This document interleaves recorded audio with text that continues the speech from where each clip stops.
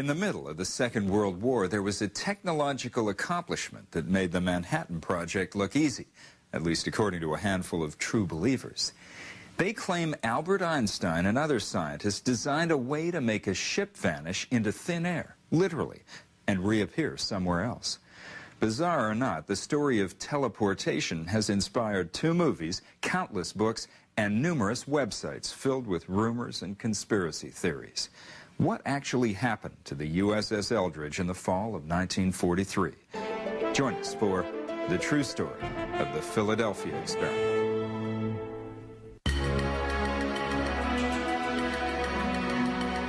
Rusted-out warships don't usually make the pages of Playboy. Yet sandwiched between nude layouts in the October 1996 Greek edition of Playboy, there are pictures of a ship called the Leon. The article is not the usual stuff of Playboy either. It describes how the Leon, originally an American World War II destroyer, is being scrapped after a half-century of service and nearly 4 decades with the Greek Navy.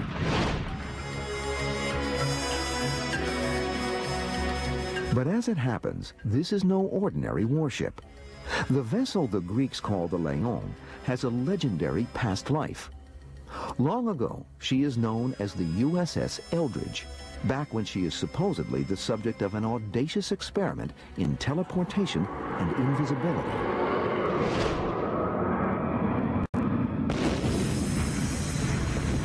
As the story goes, the experiment takes place in the early years of World War II as a countermeasure against German U-boats.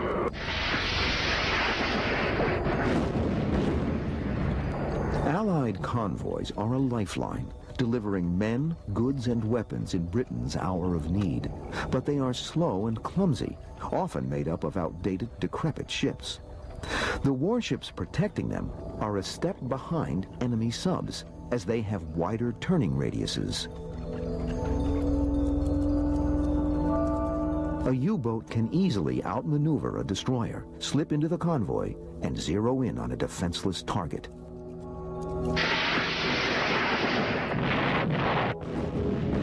In 1942 alone, more than 1,000 Allied ships are torpedoed and sunk.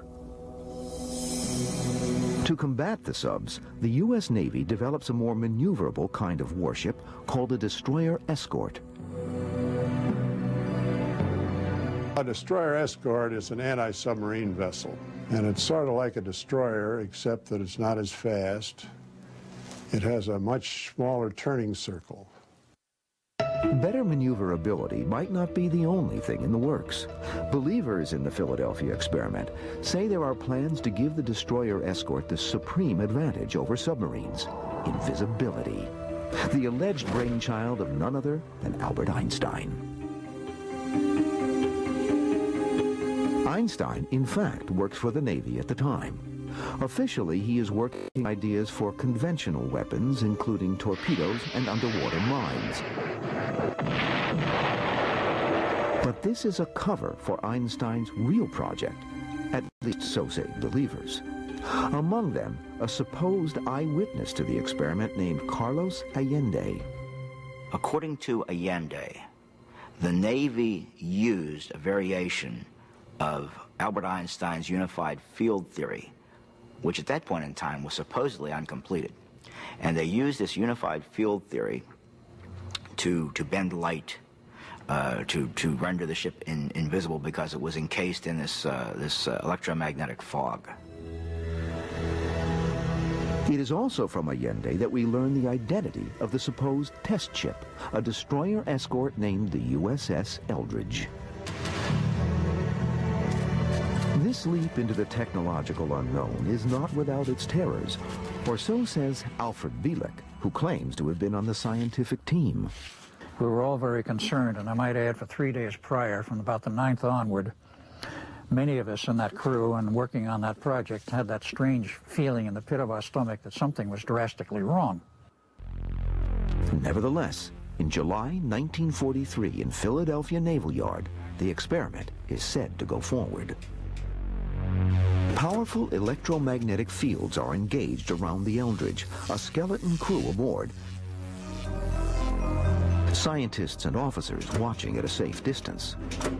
The only other reported eyewitness is Carlos Allende, a deckhand on a nearby Liberty ship. And what he claims he saw was a ship that was engulfed in a greenish, almost a Satan Elmo's fire, a green fiery fog.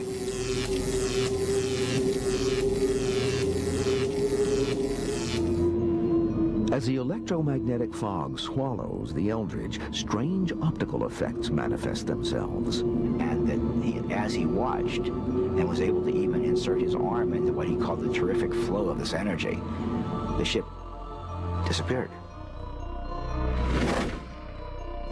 To the amazement of all the onlookers, they not only had radar invisibility, they had optical invisibility.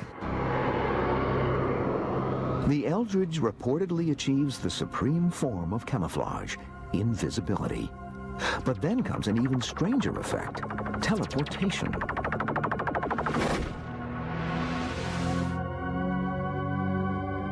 Chroniclers of the Philadelphia experiment are divided on whether this happens that first day or in a follow-up test. But what they do agree on is that as the Eldridge starts to reappear, there is a sudden flash of light. That the ship vanishes from sight once again and simultaneously begins to reappear in the naval yard in Norfolk, Virginia, 300 miles away. After a few minutes, she dematerializes in Norfolk and reappears in the midst of another ozone-laden green fog in Philadelphia. Throughout this miraculous journey, the USS Eldridge emerges unscathed. But for her crew, it is a different story. Men were molecularly attached to the ship, bonded with the ship as it was teleported. Men were driven insane, men caught fire, men went invisible. I mean, it is terrible, horrific things that happened to these crew members. As we continue, the nightmare that follows and the alleged cover-up. Their family was never told the truth. They were told basically that they were lost at sea during the war as part of the war effort, which is, of course, a very plausible answer. The idea of teleportation first surfaced in The Man Without a Body, written by Edward Page Mitchell in 1877. In the story, the machinery breaks in the middle of a teleportation, leaving the subject with his head and body separated. History's Mysteries will return on the History Channel.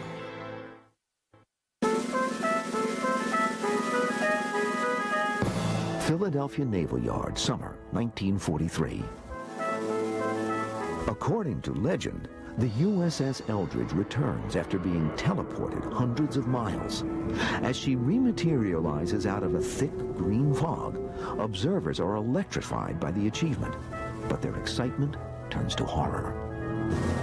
Molecules have been scrambled, human with metal. Limbs have been fused to bulkheads. A gruesome sight. First thing they found was 2 sailors buried in the steel deck. The bodies were literally buried in the steel, dying or near dead. 2 more were found standing upright in a bulkhead, also buried in the steel. 5th man with his hand buried in the steel up to his wrist. Other sailors are simply missing, vaporized into thin air. For survivors, there are still other problems due to the powerful electromagnetic fields they have been exposed to. Men were driven insane, men caught fire, men went invisible. I mean, it is terrible, horrific things that happened to these crew members. The problem basically was that the human nervous system could not take exposure to that level of magnetic and electric fields, and it would cause neural damage. Nerve damage so severe that some of the victims are reportedly institutionalized, while falsely classified as missing in action. Their family was never told the truth. They were told basically that they were lost at sea during the war as part of the war effort, which is, of course, a very plausible answer. In one version of the story, the men are susceptible to something called freezing, which is fading in and out of invisibility. This leads to the most surreal episode of the story, again, according to Carlos Allende. In a waterfront tavern, a group of sailors from the Eldridge are drinking. One thing leads to another, and a fight breaks out. It is a garden variety bar brawl with one difference. The sailors are fading in and out of sight. The sailors involved in the fracas became invisible, dissipated to thin air in front of frightened patrons and waitresses, and they were there one minute and gone the next.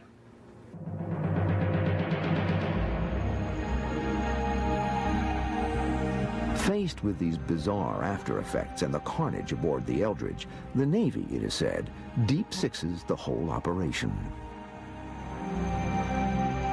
The scientific team is dissolved, further experiments canceled. The Eldridge's logs are said to be altered to show that she was never in Philadelphia Naval Yard. Witnesses are forced to sign draconian oaths of secrecy. And so closes the Navy's World War II experiment in invisibility and teleportation. Project Rainbow, as it is called, is canceled. Classified, as some say, beyond top secret. But as legend has it, the Navy hasn't sunk the experiment quite deeply enough. A shadowy figure would slip through all their elaborate security precautions to tell the tale of the Philadelphia experiment.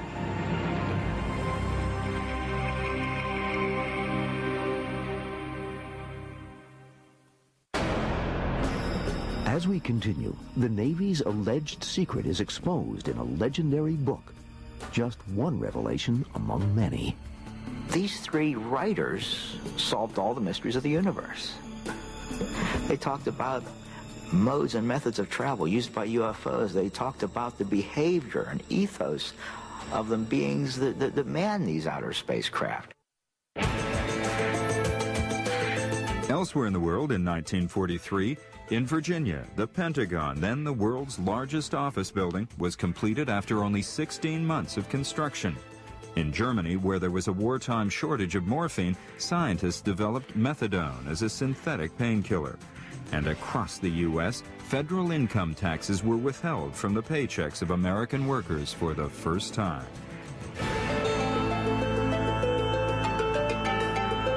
To search any time in history, please visit the World Timeline at historychannel.com.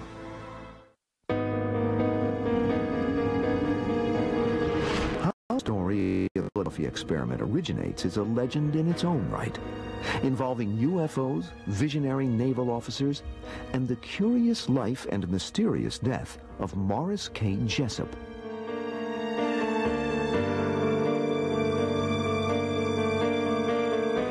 Jessup is a scientist and author, one of the early investigators into the paranormal. He was always curious about unexplained things, and he always thought that science should take a look at the exceptions and the erratics, I think he used to call them, the things that didn't fit the theories. In 1955, he publishes The Case for the UFO.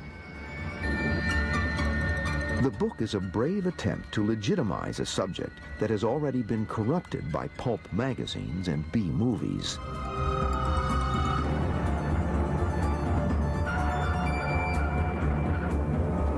Now you have to understand that the time period Jessup decided to become interested in UFOs was possibly the worst possible time to become involved in UFOs for any reason.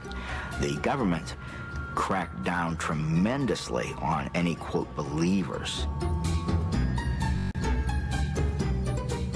This official scorn disguises a real government interest. Reports are coming in from military pilots of flying objects no one can explain.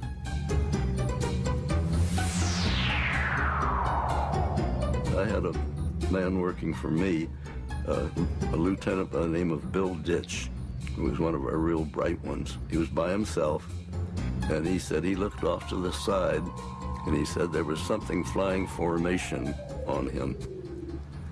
And it was there for about 5 or 10 minutes, and then he said it peeled off. He said it was sort of saucer-shaped, and it was glowing slightly. UFO reports from Navy pilots are forwarded to Project Blue Book, the official Air Force investigation. But the Navy seldom, if ever, hears a word in return. We were never able to find out anything from them at all. It was a one-way street. It was a sink, as far as we were concerned. Stonewalled by the Air Force, some Navy officers begin their own unofficial UFO investigation. Among them, Lieutenant Commander George Hoover and Captain Sidney Sherby of the Office of Naval Research. One day in 1955, a mysterious item arrives at ONR headquarters that piques the officers' interest. It comes in a plain manila envelope with a cryptic greeting. There was no return address on it. The post office stamp was Seminole, Texas. And on the back side of it, in handwriting, was scrawled, "Happy Easter." Inside the envelope, a paperback copy of Morris K. Jessup's The Case for the UFO. Its margins are filled with comments in 3 different colors of ink, and apparently 3 different kinds of handwriting. The way these people talked, and if you read the comments that were scribbled into the book, they were talking about being someplace off the surface of the earth. Aliens, if you want to call them that. These 3 writers solved all the mysteries of the universe. I mean, they talked about modes and methods of travel used by UFOs. They talked about the behavior and ethos of the beings that man these outer spacecraft. The writers also claim knowledge of a top-secret project during World War II to make a warship disappear. U.S. Navy's Force Field Experiments 1943 October, the book reads, produced invisibility of ship and crew. Fearsome results so terrifying. Fortunately, halt further research. It is the first mention of what's come to be known as the Philadelphia Experiment, the birth of a legend.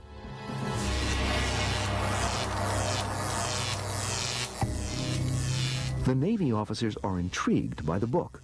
They summon Morris Jessup to ONR headquarters to see if the author can shed any light on its origins. Jessup recognizes some of the handwriting in the book. Strangely, he has also received letters in that same unmistakable hand, signed by a man who identifies himself as a former merchant marine, Carlos Allende. The writing style of Carlos Allende fairly screamed crackpot. And yet, maybe the man was simply exaggerating something he had seen or heard about. Ever since, people have been mystified by the apparent top-level military interest in a book about UFOs. Morris K. Jessup, for one, is left shaking his head over the Navy's interest. He is said to begin his own investigation into the Philadelphia experiment. By 1959, he has reportedly made a breakthrough and is about to share his discovery with a colleague named Dr. Manson Valentine. In April of 1959, Morris called up his friend, Dr. Valentine, and said, I think I found something in regards to the Philadelphia experiment that I've been researching, and I really want to show you what I found. They made an appointment to have dinner and go over his research the following day. On the next day, however, April 20th, 1959, Jessup's car is discovered in a park in Coral Gables, Florida. Its engine is still running. A hose stretches from the exhaust pipe to inside the car. Inside is Morris K. Jessup, still breathing, though he soon expires from carbon monoxide poisoning. An apparent suicide. Or is it? It's absolutely interesting that instead of arriving at Dr. Valentine's house, he instead chose to go to a park and allegedly commit suicide. Ever since, there's been controversy about the nature of Jessup's death. Some believe that he was murdered for what he knew about the Philadelphia experiment. Others say he took his own life because of a recent divorce and the hostile reception his books received. Even to his own daughter, it's still a mystery. She believes that he had much to live for, but admits in a candid moment that the opposite may also have been true. His wife, Marjorie, called to tell me that he had died, and my reaction at the time was to say, how did he do it? So I must have been thinking of him as depressed at that time. It's funny, until you asked that, I hadn't thought of that for a long time. But she said he was dead, and I said, how did he do it? So... Whatever the case may be, Morris Jessup's death does add mystery as well as credibility to the Philadelphia experiment. It's a very sad story, but that act on his part helped to propel and authenticate rumors that there was something to this.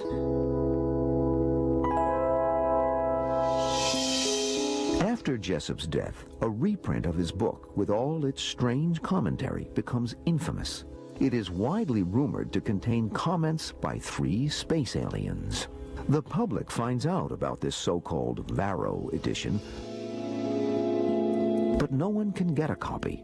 Rumor has it that the Navy keeps the book under wraps. Likewise, everyone has heard of Carlos Miguel Allende, but no one can find him. People everywhere were looking for Carlos Miguel Allende, but he kept moving. Towns would change, postmarks would change, return addresses would change. He always kept on the move. I thought there was a general consensus that he'd never be found, that he was too much of a mystery man, possibly in fear of his life because of what he had seen. But what does this mystery man really know, and what does the Navy have to hide? When we return, the accidental eyewitness to the experiment exposed. And the crew of the USS Eldridge speaks out on the supposed happenings in Philly. I was on it almost every day and went on every trip that it ever took, and it never went to Philadelphia. The Navy admits that the term rainbow was used during the Second World War, but it was a code name for the 3 Axis powers, Italy, Germany, and Japan. History's Mysteries will continue here on the History Channel. Extraterrestrials have taken up permanent residence in America, in pop culture, if not yet in person.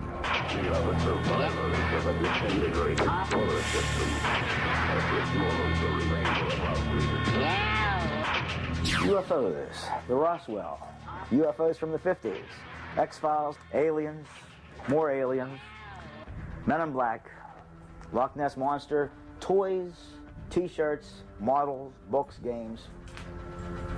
This is all part of the paranormal history of the past 40 years. All in my dungeon. Welcome to my world. Like many other young UFO researchers in the 1960s, Robert Gorman is fascinated by the mystery man of the Philadelphia experiment, Carlos Miguel Allende. But unlike other would-be Allende hunters, Gorman lives in New Kensington, Pennsylvania, the same place from which Allende posts many of his letters. So I says, if anybody should be in a position to find Allende, I live in the same town, I don't have that much to travel, I should be able to give it quite a shot. And in the late 60s, I was giving it quite a shot. Gorman and others have little to go on. The only hard piece of information on Allende is his seaman's ID number, which he diligently includes on early letters. Men come forward who claim to be Carlos Miguel Allende, but they are imposters who cannot produce the seamanship papers. Throughout the 60s, his underground celebrity grows. It was believed that the Navy had top secret interest in a book that was mailed to them anonymously by legendary beings. So in an article for Saga magazine in late 67 and in 2 paperback novels after that in 68, that really became the birth of the Allende Jessup mystery in the minds of the average condo on the street. A sizable cottage industry grows up around Carlos Allende. Everyone seems to be cashing in, except Allende himself, who also goes by the name Carl Allen. Carl Allen eventually got pretty upset and pretty bitter about the fact that everybody's making money off the Philadelphia experiment. All these book publishers were publishing and selling books. Everybody was publishing his letters that he had written to Morris Jessup in their books. Everybody seemed to be making money off this story, but the person that so-called invented it, Carl Allen. So it was in 1969, in the summer of '69, that Carl M. Allen, a copy of the Varro edition in his hand, walked into the headquarters of the Aerial Phenomena Research Organization and confessed the entire thing was a hoax. As he said it, the wildest pack of lies I'd ever wrote. His confession is the second major blow to the UFO movement within a year. Earlier in 1969, the Air Force officially closes the books on its investigations into the paranormal.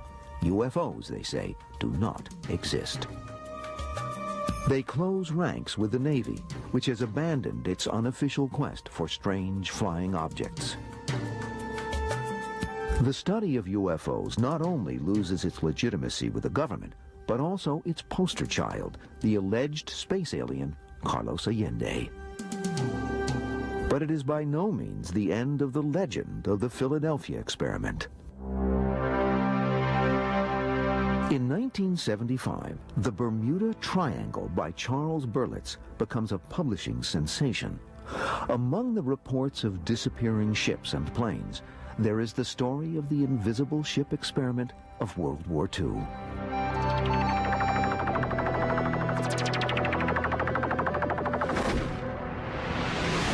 Four years later, Berlitz follows up the success of Triangle with Philadelphia experiment, Project Invisibility.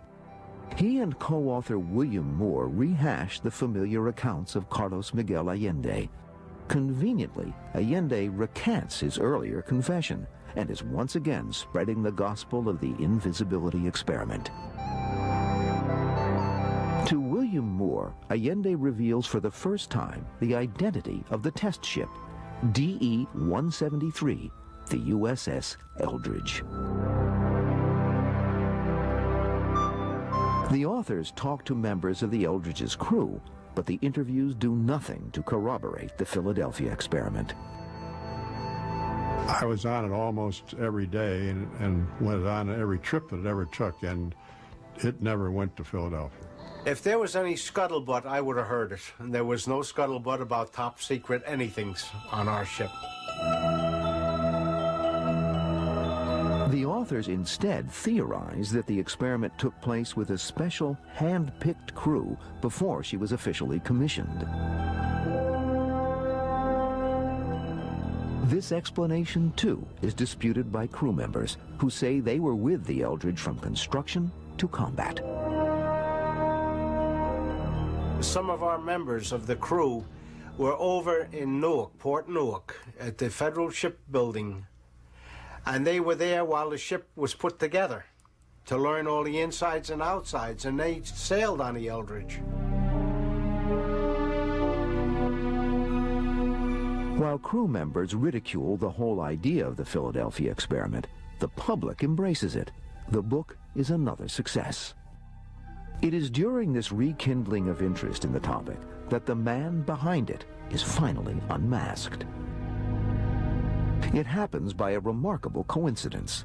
Robert Gorman and Carlos Allende share the same hometown, New Kensington, Pennsylvania.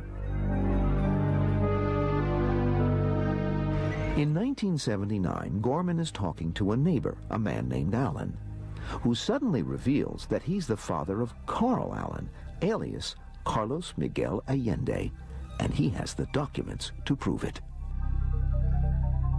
He says, Carl sends us stuff all the time. Let me go get you some of his papers. He disappears and comes out in just a few moments with a rather sizable box, heavy box, two-handed box, and says, here, anything at all here you can use, help yourself.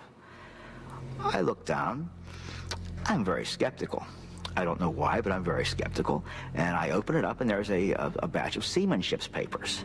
And I look in the one corner, and I see those beloved numbers, 7416175, the same number that he had given in a postscript to a letter to Jessup. And I know that I've got the real deal, that this is not an imposter. This was an amazing moment.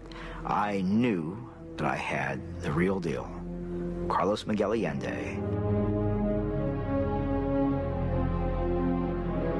The real deal turns out to be quite different from the legendary Senor Allende.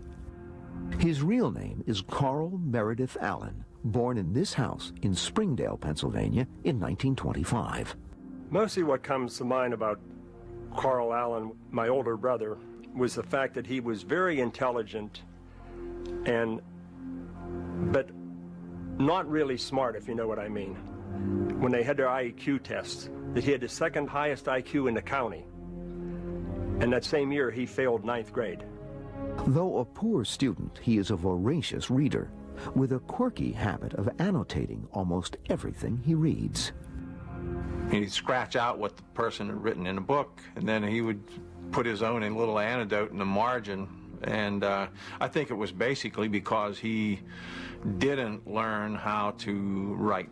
So he dealt more with just chopping up what the other person had to say. He'd buy a book, he would fill it up with comments, and then pop it into the mail to somebody he thought would be interested in what he wrote. That he annotates the case for the UFO and sends it to Navy headquarters is typical of Allen. But this is one shot in the dark that finds a target, setting off a remarkable chain reaction. The Navy just happened to call Jessup. Jessup happened to have the letters. The two men, off duty or not, decided to reproduce the book, which generated rumors that this annotated book was being circulated among the top of the top. And then, of course, Jessup commits suicide. Robert Gorman concludes that the Philadelphia experiment is nothing more than a phantom. In 1980, he publishes an article in Fate magazine called Alias Carlos Allende, in which he reveals the man is an Allen, not an alien. But he finds that legends die hard. I was sending out queries to different prominent UFO personalities, people that ran magazines, and what I was getting back in return was more than just a runaround. What I was getting back in return was almost being blacklisted. That it was fine when I was writing pro-UFO articles and articles about the men in black and the mysteries of the universe, but they did not want to hear about Carlos Allende.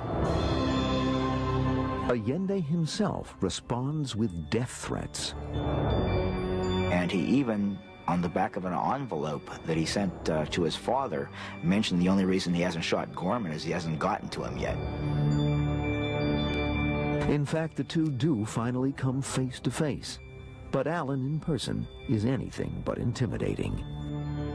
It was probably the most anticlimactic moment of my life was meeting Carlos Allende in the flesh. Because he couldn't work any magic on me. I wasn't involved and wasn't intrigued about the disappearing destroyer. Wasn't intrigued that he might be an alien, because I knew the truth. Is the debunking of Allen as an eyewitness the end of the Philadelphia experiment? Or did something really happen back in 1943?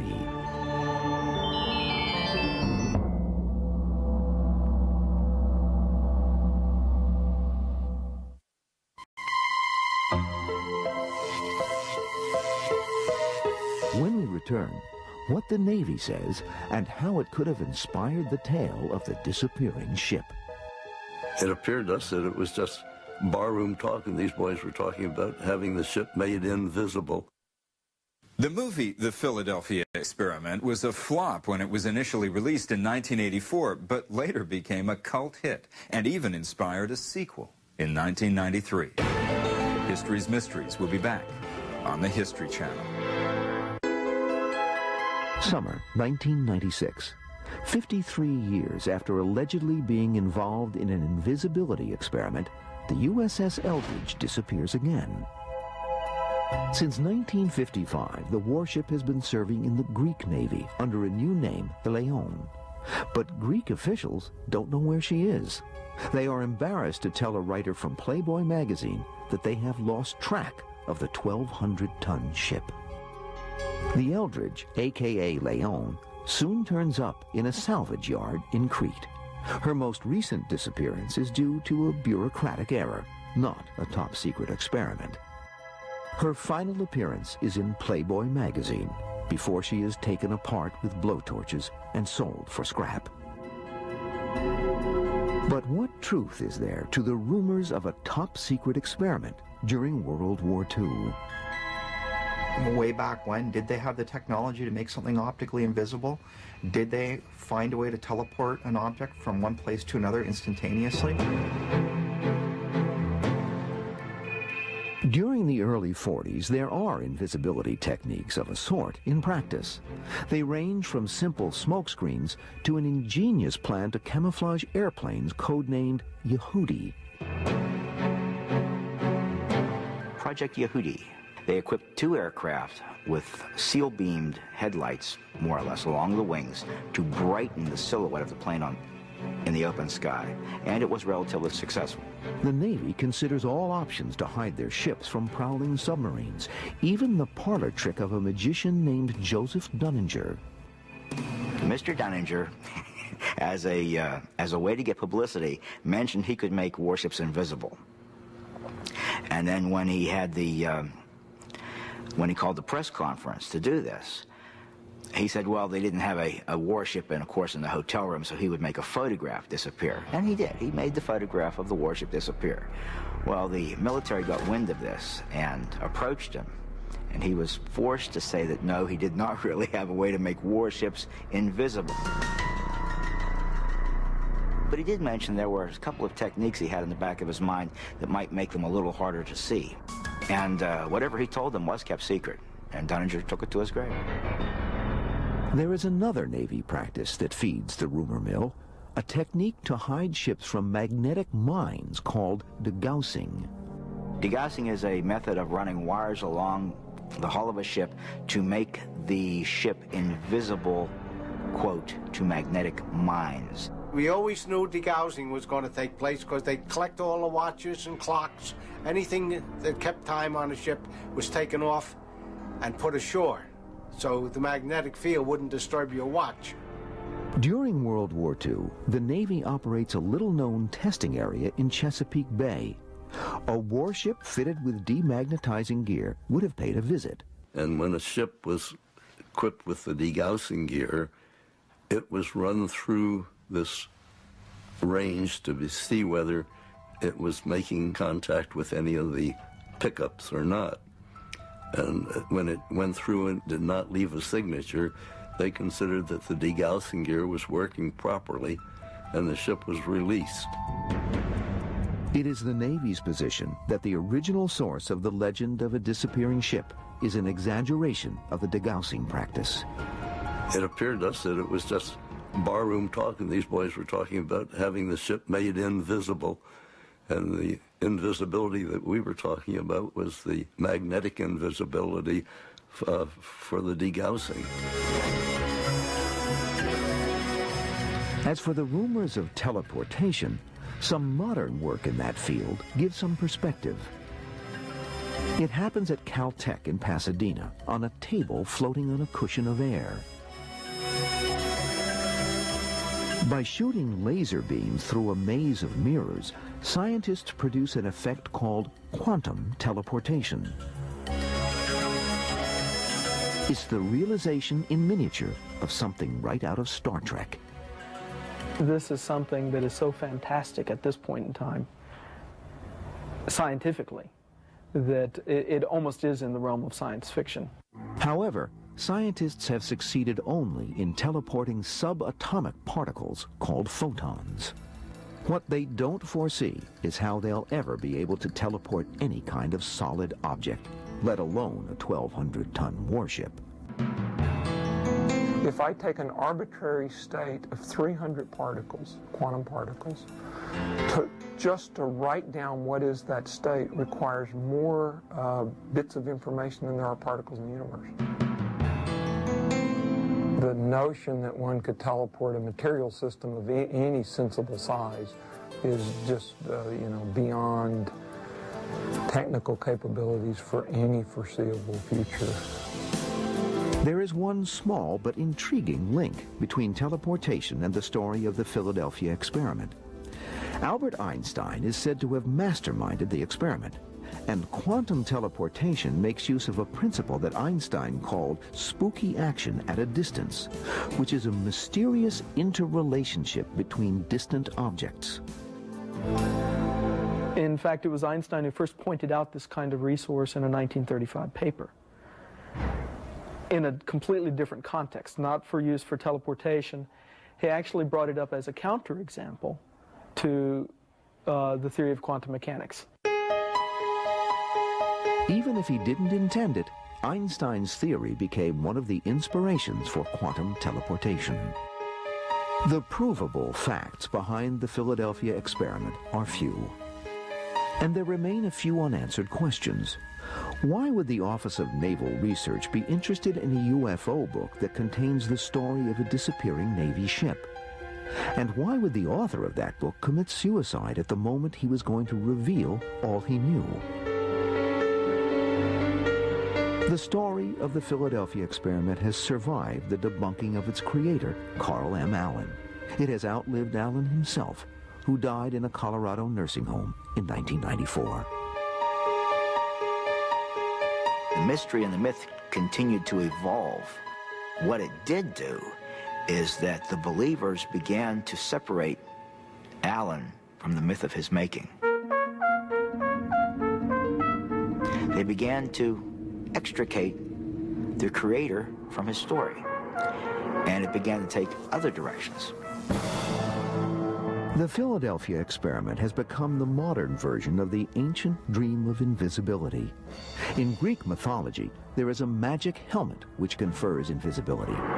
In Celtic lore, the Druids have enchanted capes that do the same. Today, we have a sailor's tall tale of a disappearing warship.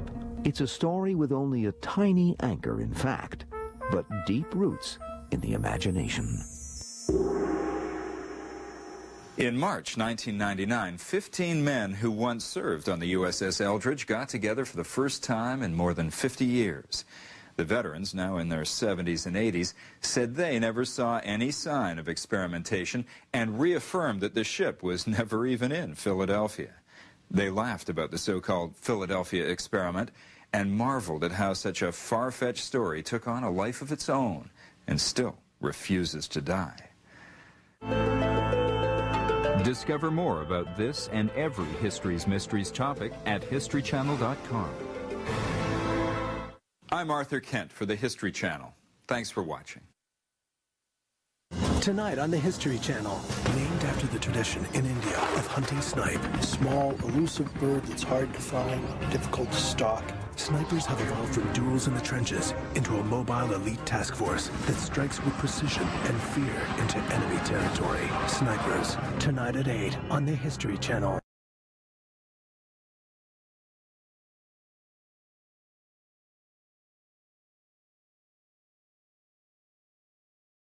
Comes alive.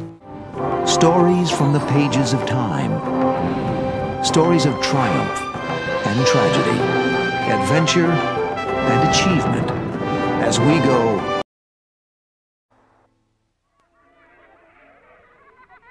The gypsies are coming, the old people say, to buy little children and take them away. The Byzantine Empire. The gypsies had nowhere to go but toward the Balkan mountains of Eastern Europe, which, for the time being, the gypsies are coming, the old people say, to buy little children and take them away. And kiddies, when they come to buy, it won't do any good to cry.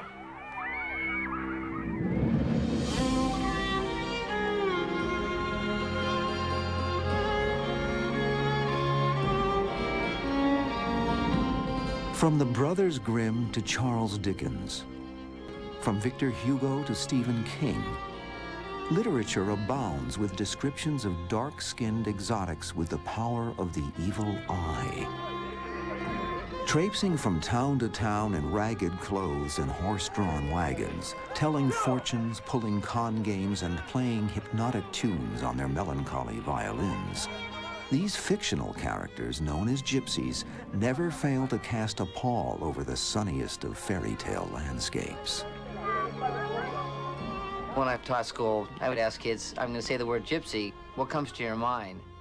Palm readers, fortune tellers, crystal ball,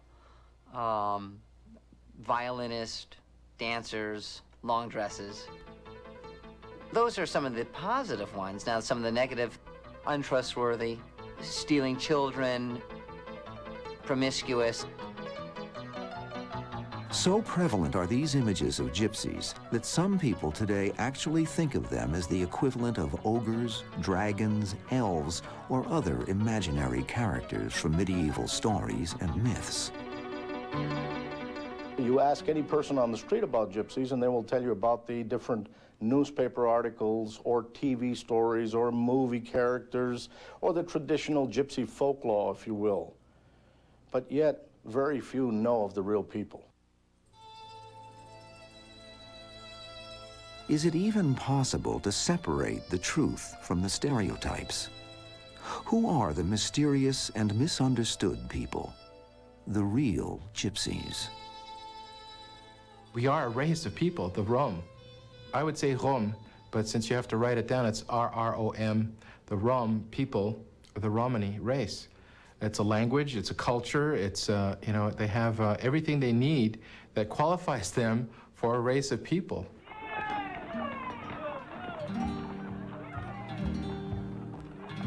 People said, are you a gypsy? I'll say, yes. Very proud of what I am, very proud of my background and my people, everyone. The people commonly known as gypsies are actually a distinct and ancient race. Because of their dark skin, dark eyes, and foreign dress, the Rom were mistaken for Egyptians by medieval Europeans. And in much the same way that Columbus mistook the natives of North America for Indians, the misnomer gypsies was passed down through the generations. Today, there are between 8 and 12 million Rom, spread over every continent of the world. Often residing in separate communities, sometimes integrated amongst the general population. There are many different kinds of gypsies, yet they all share the same distant origins and are ultimately related to each other.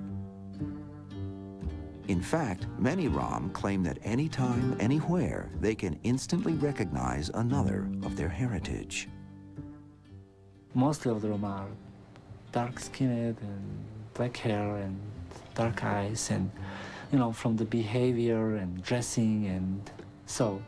And when you run into another room, the first thing what comes is, Sian Rom? Which means, are you Rom? Traditionally a nomadic people who first arrived in Europe at the turn of the 14th century, the gypsies are a people without a homeland and a culture without a country. They maintained their ethnic identity by living in close-knit groups and preserving their language known as Romani, as well as their way of life and traditions for over 1,000 years.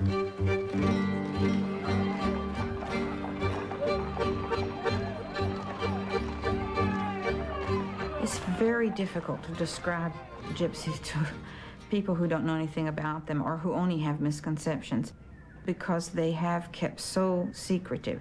And the literature is so full of wrong information that people are very tripped up on that.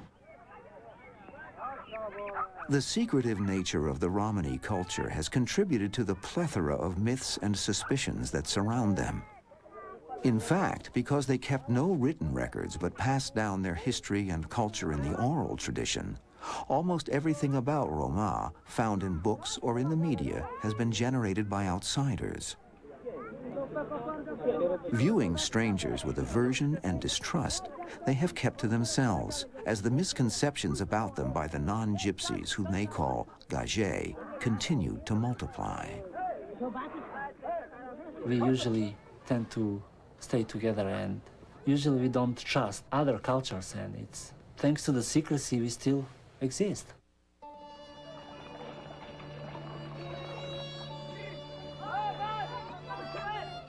Their secrecy has a basis in self-preservation. Throughout the centuries, the Rom have been unwanted strangers in nearly every country through which they have passed. In the Middle Ages, they were hunted like animals. In some places, they were legally enslaved until the middle of the 19th century. During the Second World War, they were rounded up by Hitler and exterminated en masse in his nightmarish death camps. Even in the United States of the late 20th century, people of Roma heritage often live and work side by side with the mainstream American population, afraid of revealing their true identities. When I was going to school, I remember my dad telling me, it's not really good to tell people what you are. Just tell them you're Italian or Mexican or something. Just don't tell them you're a gypsy. And I think that hiding who you are, becoming secretive, is a reaction to what the race has gone through throughout history. I would say that there's no period of history that we know of, that we have records of, where they're not persecuted. But they are survivors. As a group, they know how to do it. They have more experience than probably anybody in the whole world. Centuries of misinformation about the gypsies, their own secretive nature, and the paucity of written material about them, all combine to make the search for the truth about their past a difficult quest indeed. A veil of mystery enshrouds them. Why have they been victims of hatred and persecution wherever they have traveled? How did the all-pervasive stereotypes surrounding them arise? What are the unique cultural practices that they have preserved for nearly 1,000 years? And perhaps the most puzzling and revealing question of all, from where did they come, and why did their long journey begin? Music has been one of the Gypsies' main contributions to world culture. Their arrangements have inspired composers from Franz Liszt to B.B. King. History's Mysteries will be right back here on the History Channel. Uniroyal tires with nail guard seal most tread punctures.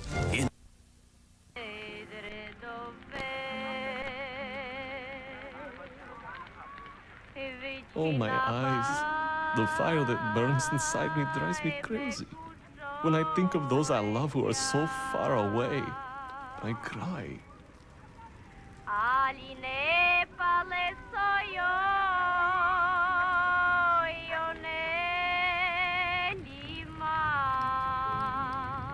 Some traditional gypsy songs and poems are tinged with longing, with the nostalgia of a deep-seated yearning.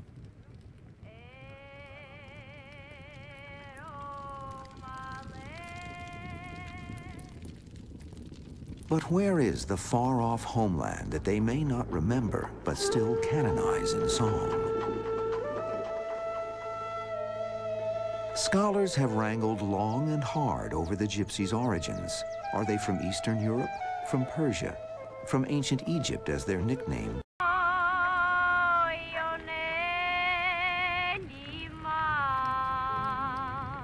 Some traditional gypsy songs and poems are tinged with longing, with the nostalgia of a deep-seated yearning.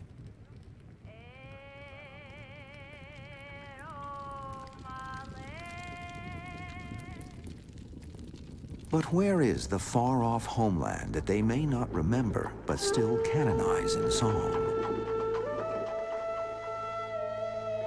Scholars have wrangled long and hard over the gypsies' origins.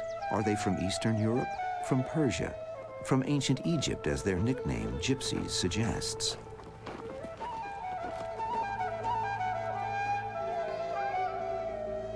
It's been suggested, for example, that our ancestors came from the moon or from Atlantis, that we're not a distinct people at all, but a conglomeration of the bits and pieces from the periphery of European society, and that our language isn't even a proper language. Penatuchiek parmicha. Bu tema saska magente mudare nodel. Te kote sasyechom. In point of fact, the Romani language is the key that unlocks the riddle of the Gypsies. By tracing the roots of the language, peeling and examining its many layers like an onion, linguistic detectives have been able to uncover a virtual roadmap of the Gypsies' travels and to pinpoint their unexpected starting place. You can trace the history of the language and also the history of picking up loan words, so that gives us some idea of the path of migration that the Gypsies took. And because the language is based in Sanskrit, we know that it came from India.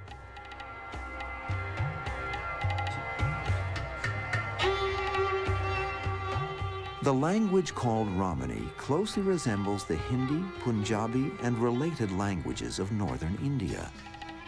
In addition, anthropological genetic blood tests reveal a proven physical similarity between people of Rom heritage and the present-day warrior classes of northern India.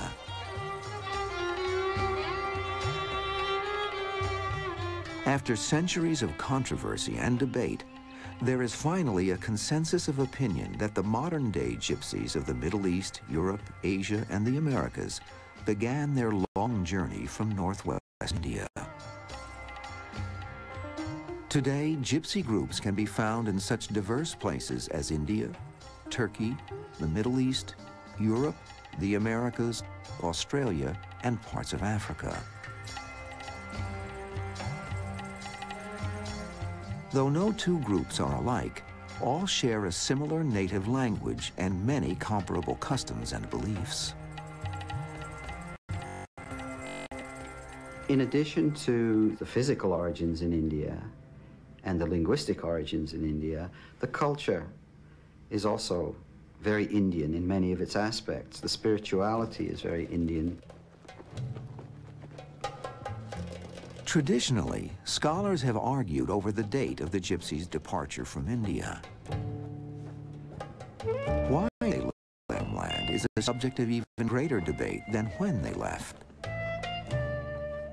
One much-embraced theory of the last century was based on an epic historical poem in the Persian Shah-Nameh, or Book of Kings, which described a group of 10,000 to 12,000 musicians, entertainers, and their families who were given as a gift to the Shah of Persia in the year 439. Within a year, according to the poem, these performers, the Zat, or Luri, were commanded to take their show on the road. Their fate is thus described in the Book of Kings. The Luri, agreeable to this mandate, now wander the world, seeking employment, associating with dogs and wolves, and thieving on the road by day and night. A population of Gypsies in the Middle East may indeed be descended from this lost band of musicians. But the Book of Kings theory does not explain the major migration of Gypsies out of India, which occurred about 500 years later. In the past few years, we have been looking very, very closely at the clues which are in the language itself. Now, the language, the Romani language, although it's Indian very clearly, cannot be traced to any single dialect group of Indian languages. It has features from a number of them, which suggests, obviously, that the population, the original population, must have spoken more than one Indian language and must therefore have been assembled in some way for some purpose.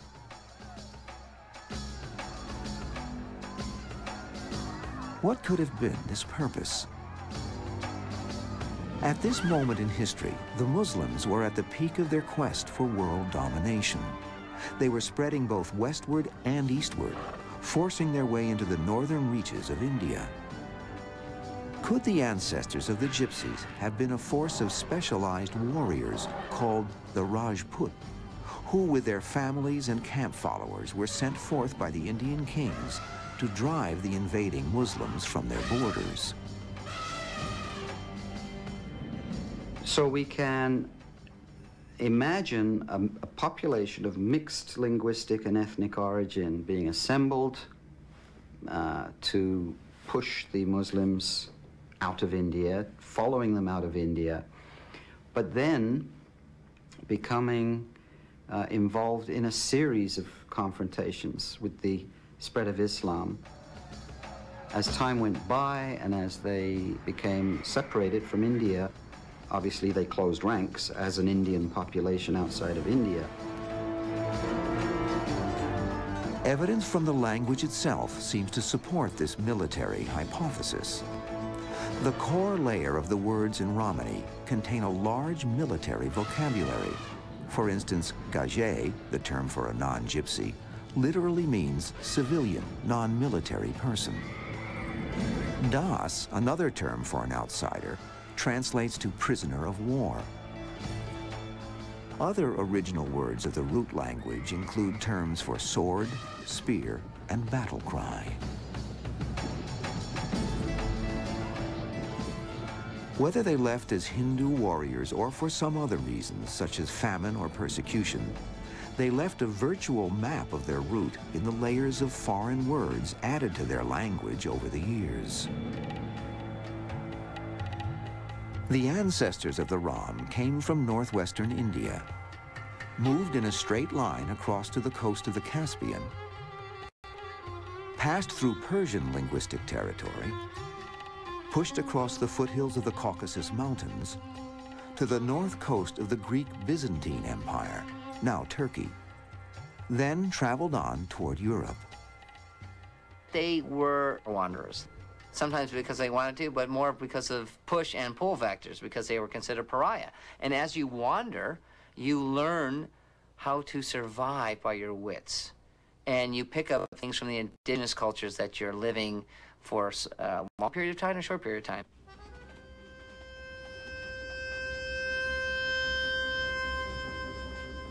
Along the way, the new additions to the Romani language suggest the length of their stay, as well as how they might have survived in each new country. They must have remained a long time in Persia, where a layer of farming words was added to their vocabulary. Armenian words' first contact with Christianity may have happened there. Over 200 Greek Byzantine words indicate that it was there that they took up the professions of metalworking, at which they became increasingly skilled, and which they could take with them if they were forced to move again.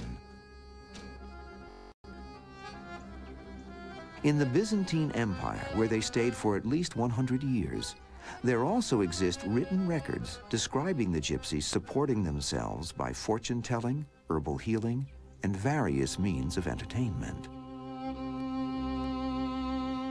Those who lead bears around are called bear keepers. They place dyed threads on the head and on the entire body of the animal.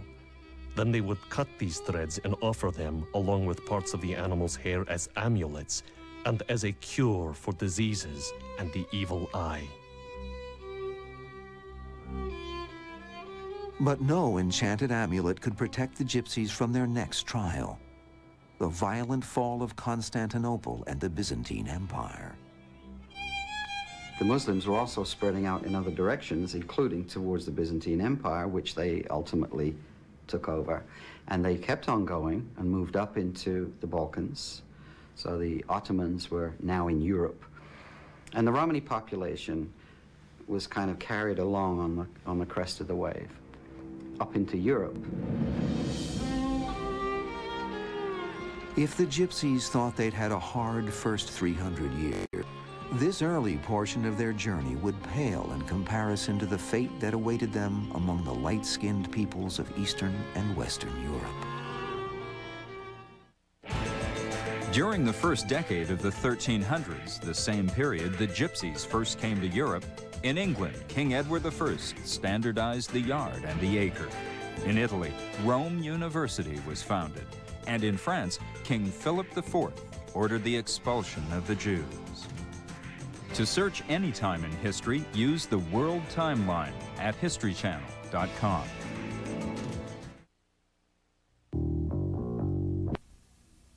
From those I love.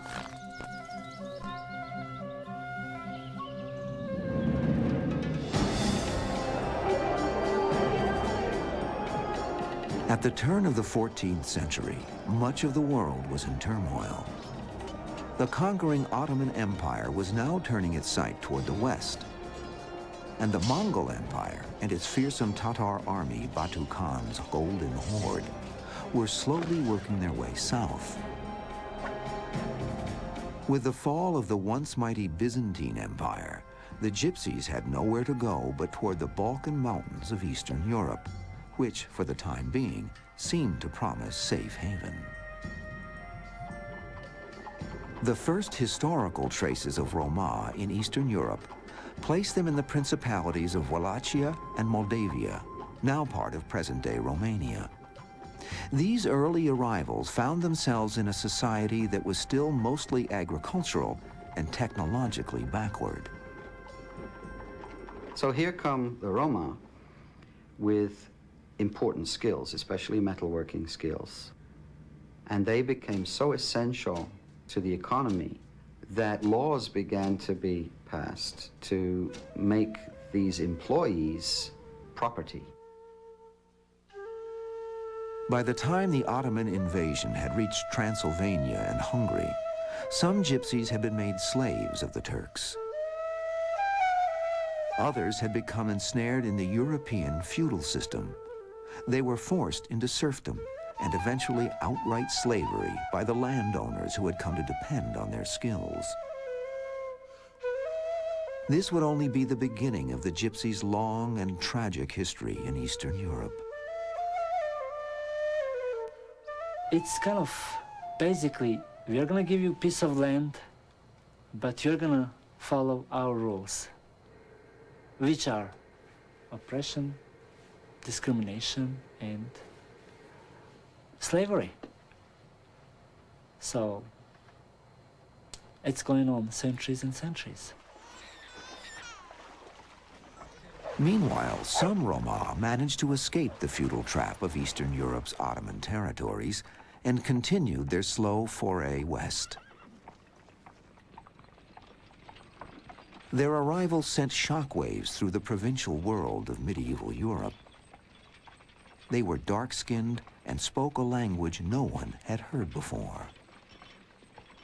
The people they were meeting who were horrified by their appearance and by the fact that they were not serfs on somebody's land. I mean, it was really a different kind of group that people hadn't seen in Europe, so they needed an explanation of who they were. Desirous of preventing the enslavement of the Balkans from happening again, many Rom groups seem to have discovered a unique and clever way to explain their unexpected arrival in the West.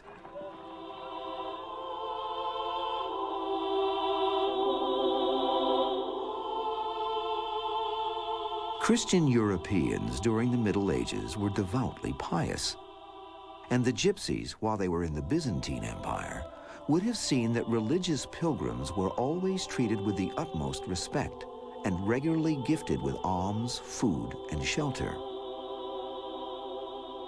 And when they came, they were welcomed. These were people that they thought were pilgrims from perhaps Egypt, perhaps from the Middle East. And so they said, you come from Little Egypt.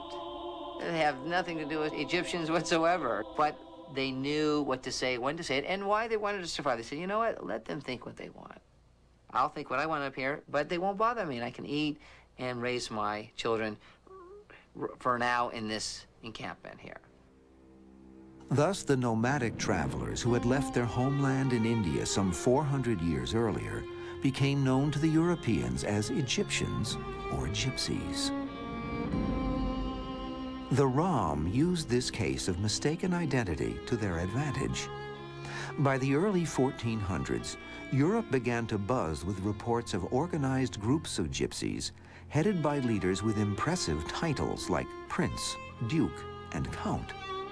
These bands of pilgrims arrived in Spain, in France, in Germany, in Italy, carrying with them imperial letters of safe conduct, ordering that the bearers be treated with all the kindness and civility due true religious penitents.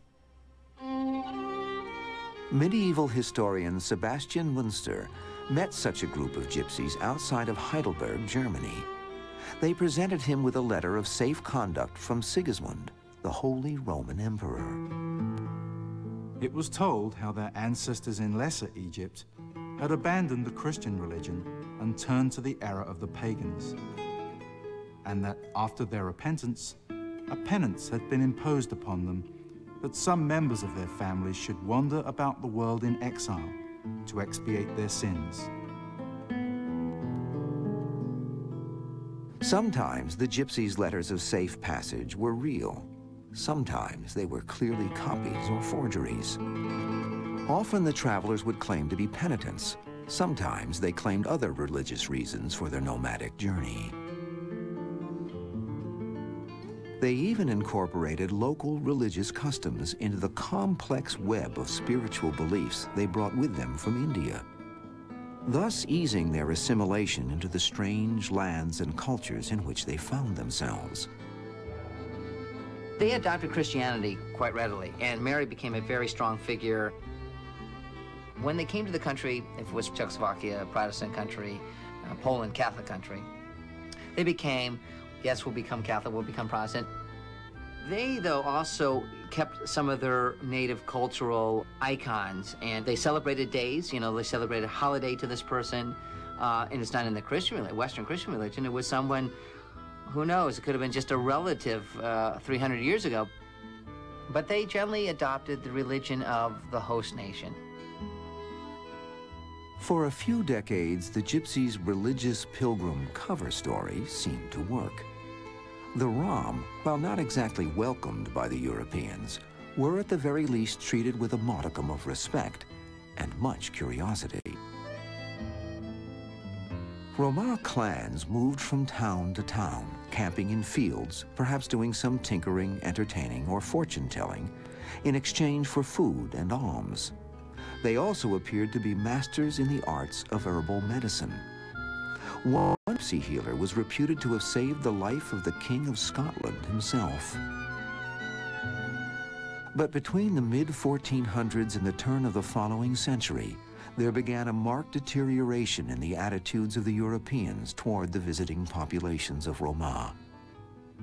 The German chronicler Aventinus, writing in 1522, echoes the mood of hatred and intolerance that had begun to spread several decades earlier. Gypsies. At this time, that thievish race of men, the dregs and bilgewater of various peoples, who live on the borders of the Turkish Empire and of Hungary, began to wander through our provinces under their king, Zindello. And by dint of theft, robbery, and fortune-telling, they seek their sustenance with impunity. They relate falsely that they are from Egypt and are constrained by the gods to exile, but I have learned from experience that they are traitors and spies. In a world where everybody has his space, for Roma, there's nowhere to go. There's no territory. So you're moved from one area where you don't belong into another area where you still don't belong.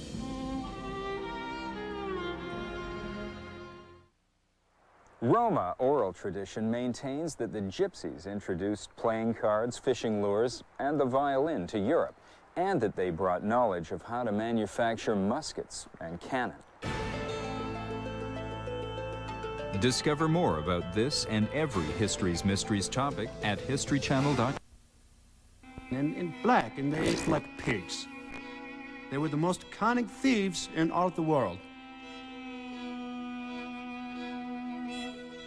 By the middle of the 16th century, Europe's fascination with the gypsies had turned to bitter suspicion, prejudice, and hatred.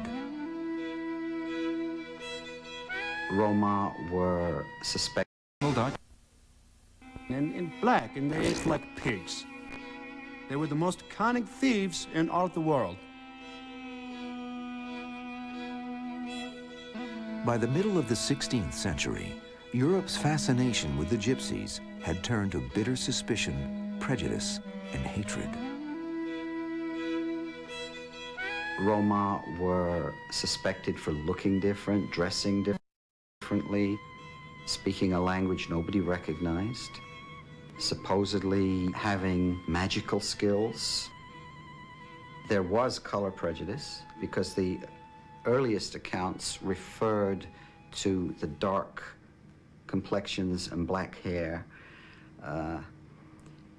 and likened them to sin, because the sort of fundamentalist medieval Christian dogma made a very clear association between lightness and purity and darkness and sin.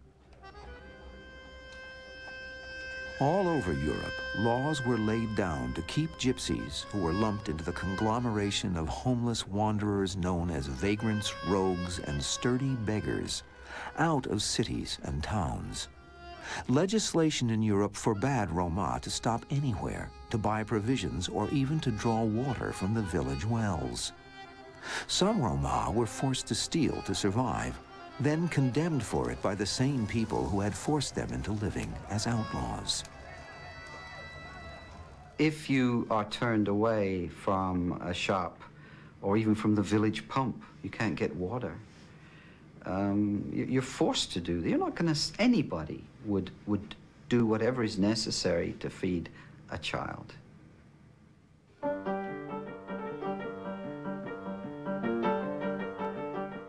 Rumors about the gypsies became ingrained in local European lore. Roma were said to be adept at stealing village children, whom they would supposedly indoctrinate into the evil gypsy life. These far-fetched tales found their way into folklore and literature and persist even today.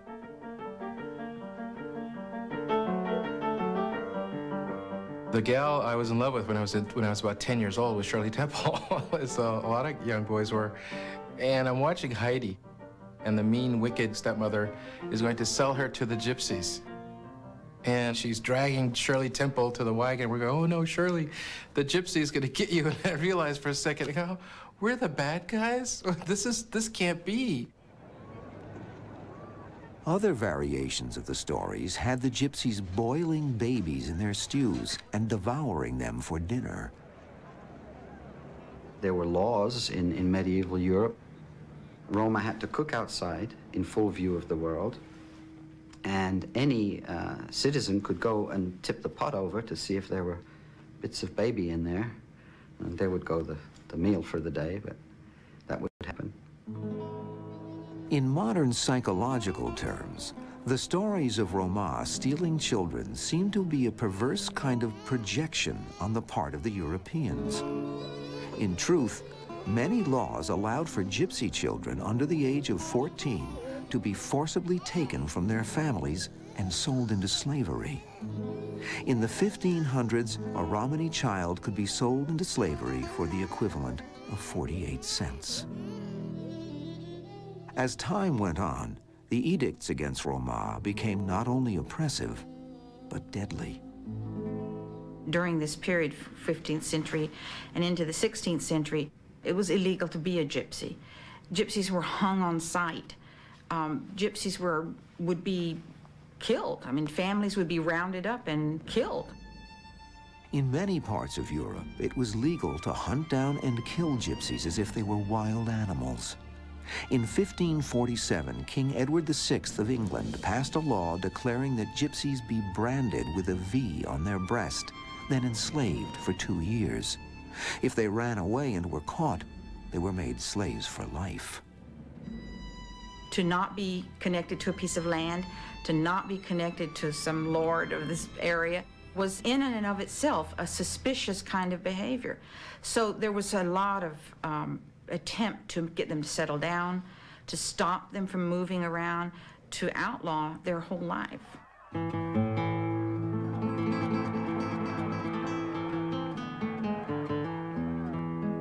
In Spain, King Philip IV decreed that the Romany language be outlawed and that gypsies be settled into separate Romany enclaves. Their beautiful native tongue gradually died out there. In other countries, Roma were rounded up and exported as slave labor to colonies in the New World, including America. In Eastern Europe, where most Roma had been enslaved since the arrival of the feudal system, the word for gypsies, tsigan, became synonymous with slave. Often the prime Rom women were taken for breeding purposes with the non-gypsy population. The half-white children from these unions automatically became slaves themselves. Gypsy men were castrated so as not to present a threat to the local noblewomen they served. Yet despite the years of persecution and slavery, the Rom clung with tenacity to their way of life and to the language and unique customs they carried with them from their long-forgotten homeland in India. Christopher Columbus took gypsies with him on his third voyage to the Americas. History's Mysteries will be right back here on the History Channel. Tonight. Throughout the centuries, despite hatred, persecution, and despite being forced to live and work among a diversity of societies, the Gypsies have managed to preserve their ancient language and their culture. The Gypsy language is a universal language. I have film from Europe, and Gypsies are talking in the Gypsy language. And with just a different slang, I could understand what they were saying, but yet I do not speak the language of the country that the movie was filmed in. A Romani family in Hungary will speak Hungarian and Romani, much like I speak English and Romani. And so the language pretty much has survived, although you'd have to learn the different dialects and accenting certain words. You have to study it. Each group, which would take a lifetime.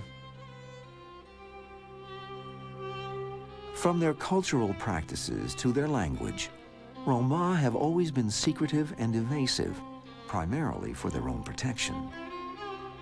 Their years of slavery and oppression taught them to be wary of information they give to outsiders.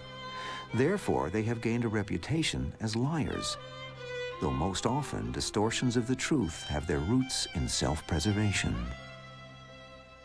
There's a secretiveness among the Gypsies, and they want to keep people away from them, and the less they know, the better. And that can backfire on you because then they have misconceptions, they don't have accurate information, but that's sort of a price the Gypsies have paid. Though they have adopted customs of some of the countries through which they have passed, Gypsies have also carried with them their traditional occupations. Their metalworking skills may have originated in the Byzantine Empire, but in India, a good fortune teller or spiritual healer would be regarded with the highest esteem and status. Those vocations have remained popular with some Roma until this day. With fortune telling, there is a skill, and that skill is observation. We have been through hell for centuries, and what that has done has trained the Roma people to be very observant, to watch what's happening, be aware of your surroundings, to listen to every word and how the person is saying it, look at their eyes. So when a fortune teller is sitting with you, they're really listening to you. Te myśli, którą ma pani teraz obecnie rozpoczęte spełniać, pani będzie tylko troszkę z trudnością.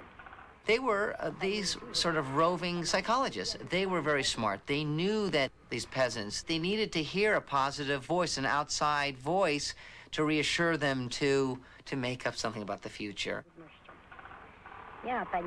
It was an easily transportable skill. It was also a protection up to a point, because people would have been a little less likely to be mean if they thought you had some sort of control over their destiny.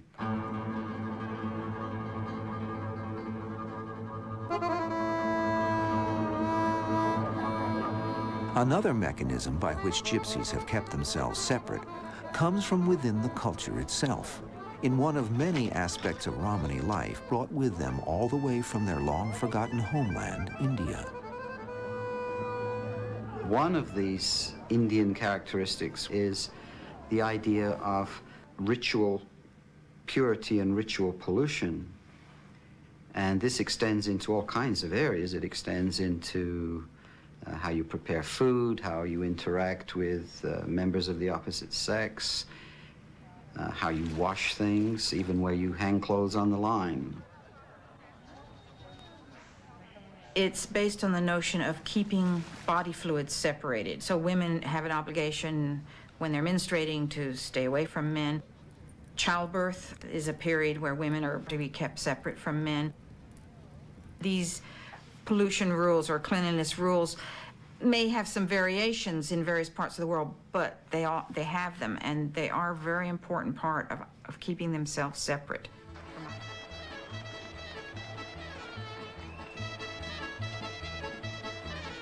If a Rom marries a non-Rom, he or she then becomes marame, or polluted, and can be rejected from the group. Throughout the centuries, Gypsies have continued to observe these strict rules of behavior in order to preserve their ties to their families and their culture. It's also helped to breed resentment, because people don't like to be rejected. People don't like to be brushed off and turned away. Either it will hurt their feelings personally, or they'll say, well, they must be hiding something. They must be up to something. While in many countries, such as Spain and Hungary, Roma were forced by law to stay in one place, throughout the Middle Ages and on into the 20th century, many Gypsies managed to retain the nomadic existence that had become their cherished way of life. I ran recently into some old folk tales of Romani folk tales. It's like to never sleep twice in the same place, to never eat 3 times in the same spot, to never wash twice your face in the same river. That shows how Roma tend to keep going.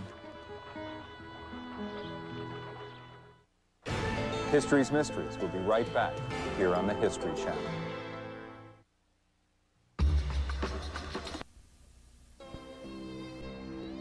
Strangers in strange lands, war forced them west. They survived by their skills and by their wits, managing to keep their ancient culture alive.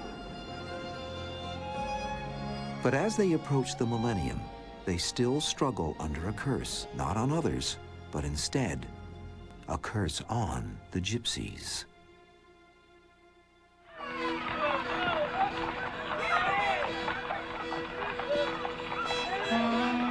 I think of the Gypsies as hunters and gatherers of the modern world. And hunters and gatherers and nomadic people are very misunderstood, no matter what group it is.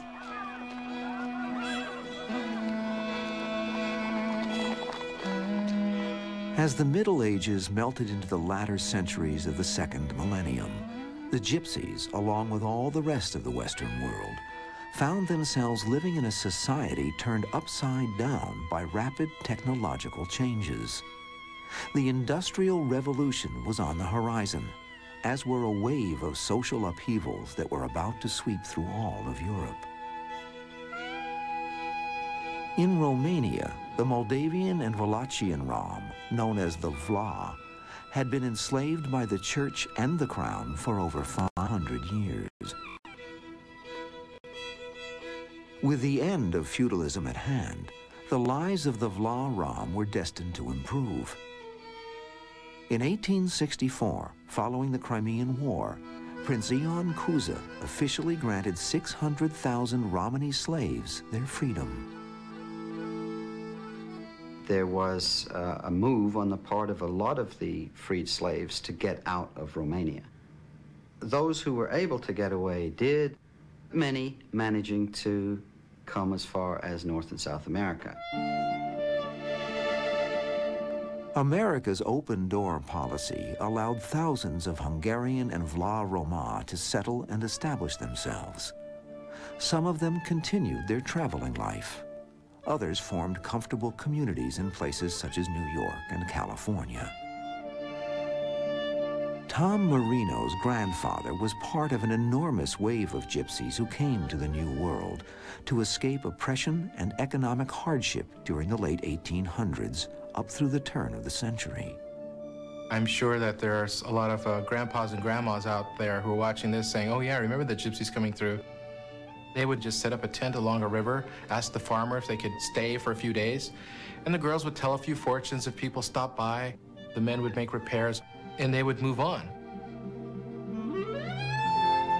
My mother and father, which are now both deceased, they lived a traditional gypsy life, which was the traveling. They did a complete circuit of the United States. In the summertime, in the northern parts, in the northern states, and then in the wintertime, they would either go to California, Arizona, Texas, Florida, and they would have their own immediate lifestyle.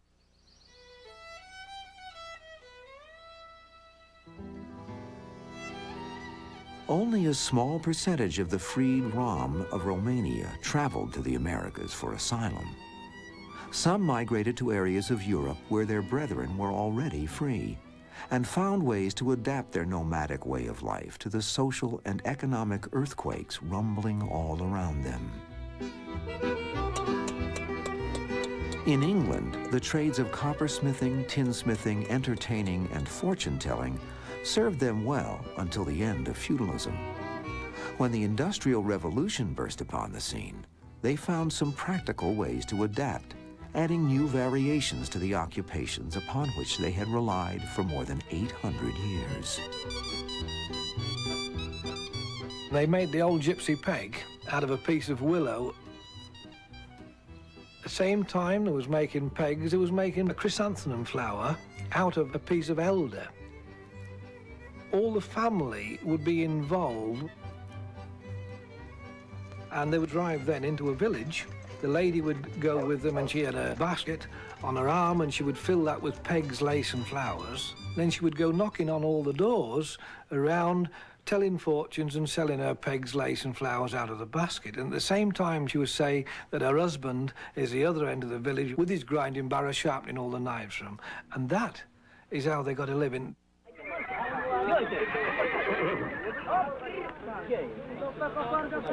Trading in horses, bricklaying, and other manual jobs, as well as salvaging scrap, were other traditional forms of employment. None required a regular paycheck or a permanent address to provide an adequate income. As these modernized Rom moved from place to place, their modes of transportation began to change as well. By the late 19th century, the now legendary silhouettes of the gypsy caravans began to appear on the outskirts, on the roads, even in the parks of major urban centers. British-born Rom Gordon Boswell collects and restores rare, authentic gypsy caravans and displays them in his Romany Museum in Spalding, England. There's about a 90-year lifespan of these wagons, from about 1865 up to about 55 was the last genuine ones to be built. In one old book of Dickens's, Charles Dickens's book, it mentions that he saw a cottage-type thing coming down the road made out of wood on 4 wheels being pulled by 2 horses. That was actually the first mention of one in any book. If you could afford to have a good home made, the coach builders of the day would make them. But a lot of the gypsy people made some themselves. Not just ordinary paint, 22-carat gold leaf was put on all these wagons and cart. I suppose the more gold leaf you had on your wagon, it showed more wealth you had. These lovingly decorated, picturesque caravans, as well as the Roma's nomadic way of life, stood in stark contrast to the bleak and oppressive climate of the urban industrial revolution, and triggered yet another change in perception of the gypsies by the non-gypsies, whom they called the gagés. The kind of ugly life described by Dickens, for example, led to a kind of angst on the part of writers and painters and so on, longing for an earlier, simpler time. And Roma epitomized this. They were outside of all of this, still living in the fields and forests and catching rabbits and they became idealized.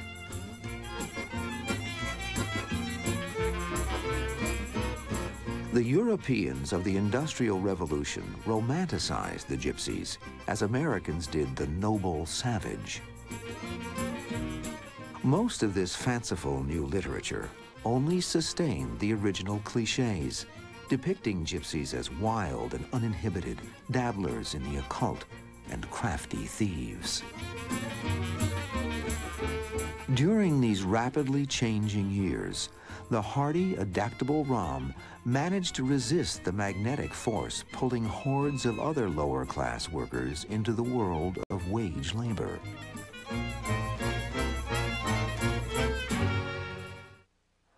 A gypsy wedding traditionally lasts 3 days and nights, but it's not until the third night that the couple is allowed to consummate the marriage. History's Mysteries will be right back here on the History Channel. Property owners, if weeds and brush are taking over your property, I was more than happy if we could sign our own name and look at a signpost and know where we was going. That's all they wanted. And this is why I think we've got our culture still. Now, if we went to the secondary school, all the teachers would be teaching us is how to go and get a job, how to go and get a good job. We don't want a good job. We've got our own way of getting a living.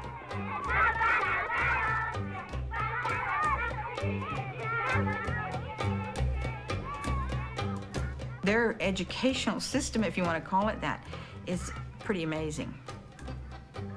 It's very, very good. It's not based on literacy, though. It's not based on learning from reading.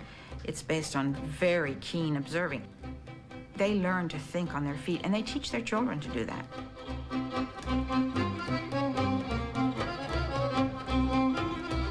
Children, the institution of the family, have always been of paramount importance in the Romani culture.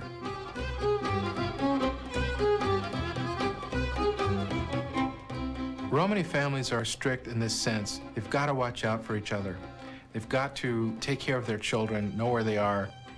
My family, my friends were my relatives. You know, I grew up with friends who are my first and second cousins, and we had this huge family, so I was never without playmates. You know, we'd always visit somebody on a Sunday. There'd be this big feed at Grandma's house.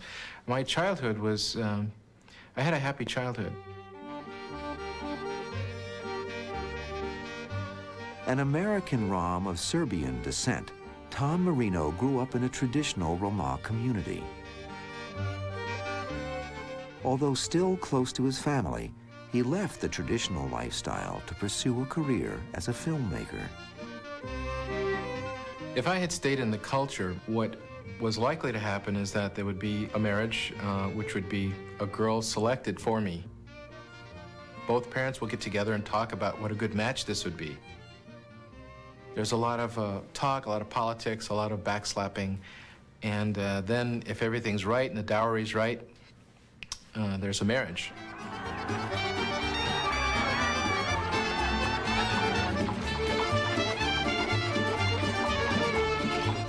It's great. It lasts for 2 or 3 days. They really know how to have a good time.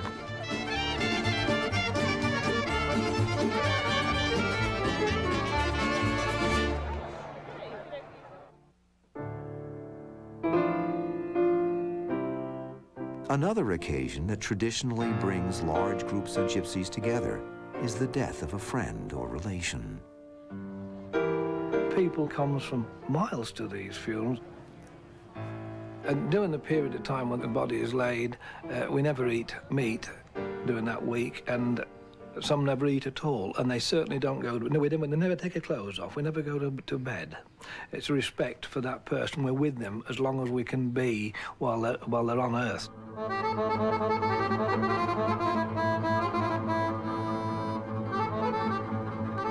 Authentic caravans like those found in the Boswell Museum are extremely rare, in part due to the tradition of burning a person's possessions, including their wagons, after they have passed away. Not just their home is burnt. The favourite horse, 9 out of 10 times, was put to sleep. The horse and the harness and the wagon was all put together and burnt.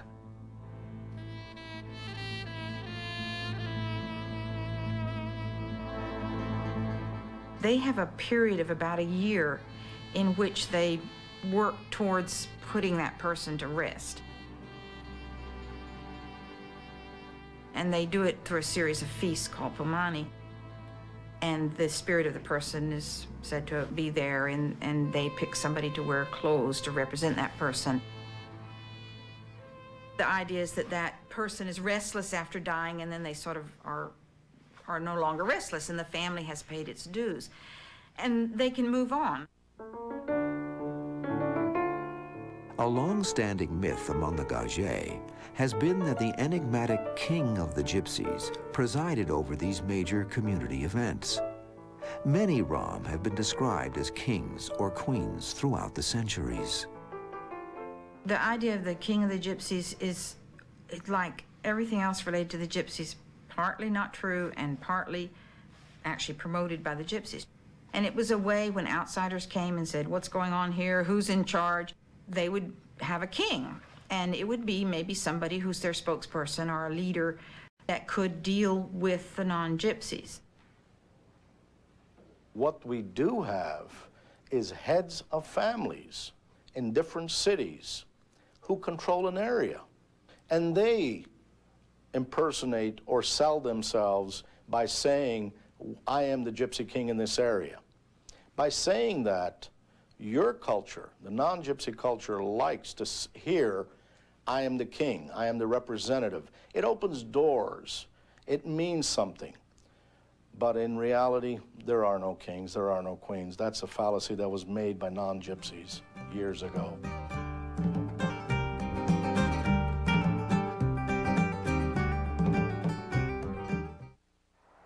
Gypsies currently make up 14% of the population of Eastern Europe.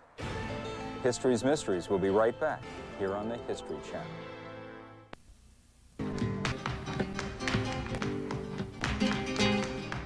Flamenco music and dance.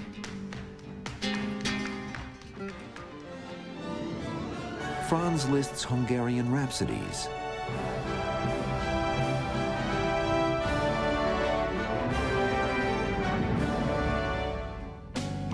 Even some elements of American jazz, swing, and blues.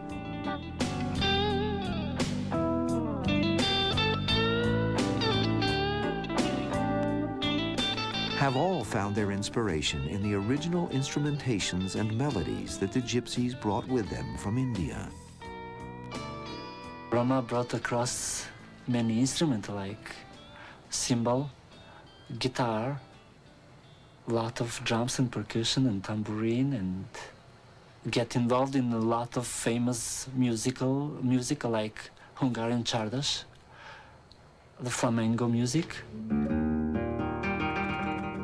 These are Indians, so we hear Indian modalities.